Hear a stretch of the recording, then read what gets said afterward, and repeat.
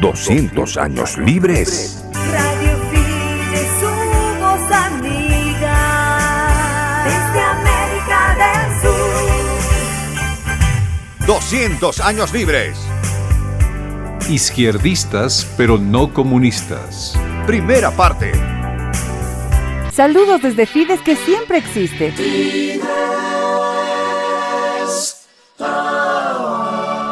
Quiero preguntarles algo.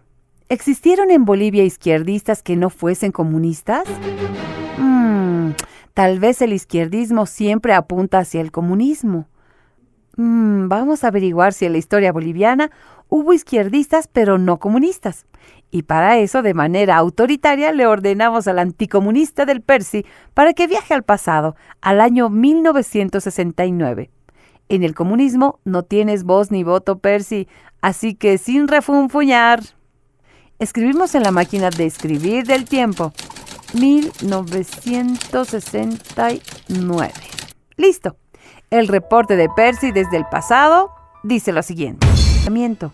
De seguir el gobierno que ha caído bajo el control de señoritos o minipartidos de extracción reaccionaria y rosquera en Bolivia, nosotros los revolucionarios estamos en la obligación de esgrimir las armas hasta derrocar al gobierno reaccionario que se encaramó en el poder a la muerte de un patricio y revolucionario. ¿Por qué tan repentino arranque de odio por parte de los indígenas si ni siquiera el cuerpo de Barrientos había sido enterrado? Pues Siles Salinas nunca fue un político poderoso, pertenecía al pequeño Partido Socialdemócrata, un mini partido. Dentro de las arenas políticas era insignificante y seguramente por ello Barrientos y Obando lo habían elegido como vicepresidente, pues no representaba una amenaza. Los comunicados de los campesinos asumían que Siles Salinas se rodeaba de elementos falangistas y reaccionarios. ¿Qué significa reaccionario? Ni en el siglo XXI se sabría el significado preciso de ese término. Pero en la década de los 60 del siglo XX era ya una mala palabra en el lenguaje de los demagogos políticos. Y los bolivianos íbamos quedando con frases y palabras dichas de memoria. Una suerte de lavado cerebral colectivo. Mientras el fallecido René Barrientos Ortuño era enterrado el viernes 2 de mayo de 1969, los indígenas, sobre todo quechuas, amenazaban con derrocar a su sucesor constitucional.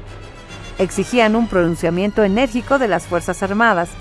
El general Alfredo Obando Candia, comandante de las Fuerzas Armadas, fue proclamado como nuevo líder de los campesinos apenas finalizado el entierro.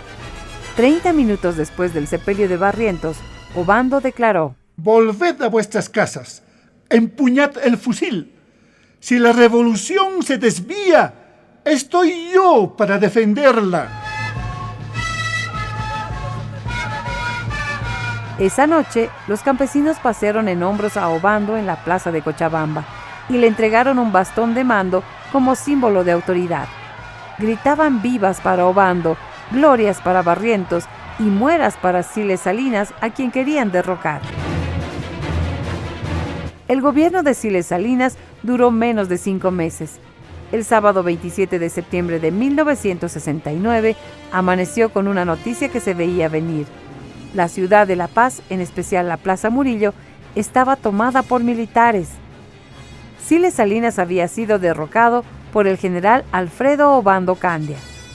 El gobierno que tomó el poder y se declaró de inspiración izquierdista y nacionalista decía que las Fuerzas Armadas habían precipitado la revolución debido a una conjura de la derecha que se venía entronizando en el poder y ante el peligro de que Bolivia quedara anarquizada por la acción de las fuerzas de extrema izquierda. No se pierda la segunda parte de este fascinante capítulo. Izquierdistas, pero no comunistas.